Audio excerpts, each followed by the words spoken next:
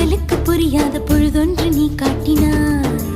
இதயத்தில் நீ இருப்பதனால் நான் தூங்கும் நேரத்தில் என்னுள்ளே தூங்காமல் நெஞ்சுக்குள் வாயாடினாய்.